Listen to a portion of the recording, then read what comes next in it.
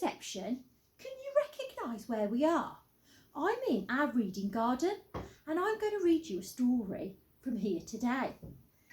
Now, before I tell you what story we're going to read, it's quite a famous story, so I want to see if you can guess. I've got a tiger. I've got a pot of tea and I've got some tea. A tiger, a pot of tea and some tea. What could our story be about? I'm going to fetch it while you have a think.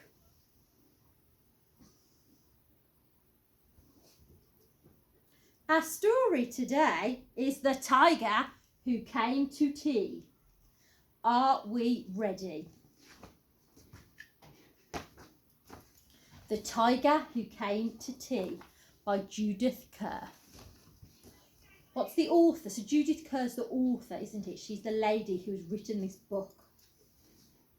Once there was a little girl called Sophie, and she was having tea with her mummy in the kitchen.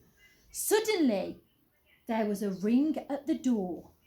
Who could it be? Sophie's mum said, I wonder who that can be. It can't be the milkman because he came this morning. And it can't be the boy from the grocer because this isn't the day he comes. And it can't be Daddy because he's got keys. We'd better open the door and see. Sophie opened the door and there was a big, furry, stripy tiger. The tiger said, Excuse me, but I'm very hungry. Do you think I could have tea with you? Sophie's mummy said, Of course, come in. Would you say that to a tiger? Sophie's mum is very brave. So the tiger came into the kitchen and sat down at the table. Sophie's mum said, Would you like a sandwich? But the tiger didn't just take one sandwich. He took all the sandwiches on the plate and swallowed them in one big mouthful. Oomph! And he still looked hungry. So Sophie passed him the buns. Not content with the sandwich, this tiger, he wants buns. But again, the tiger didn't eat just one bun. He ate all the buns on the dish. And then he ate all the biscuits and all the cake until there was nothing left to eat on the table. So Sophie's mum said, would you like a drink? And the tiger drank all of the milk in the jug. Glug, glug, glug, glug, glug, glug, glug. All of it.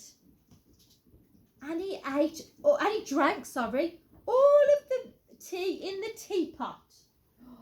Glug, glug, glug, glug, glug, glug, glug. What a cheeky tiger.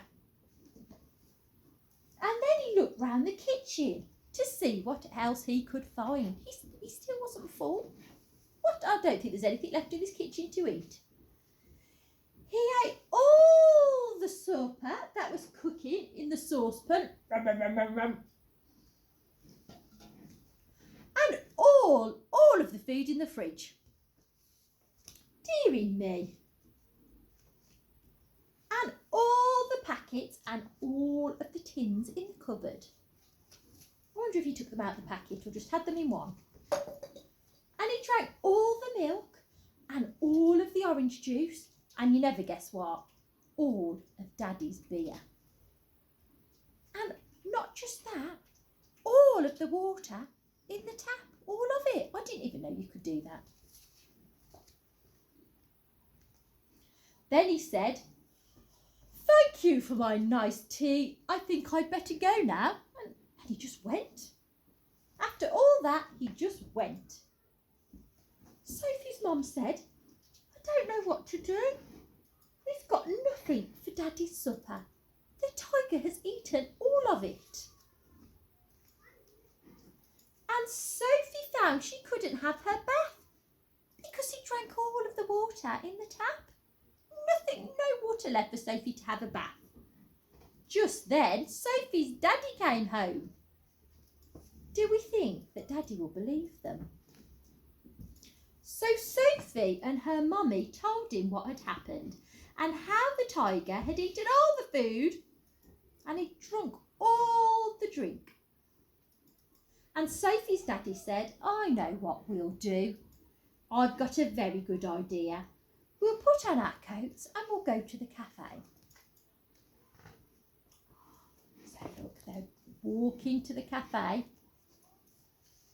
So they went out in the dark and all the street lamps were lit and all of the cars had their lights on and they walked down the road to the cafe.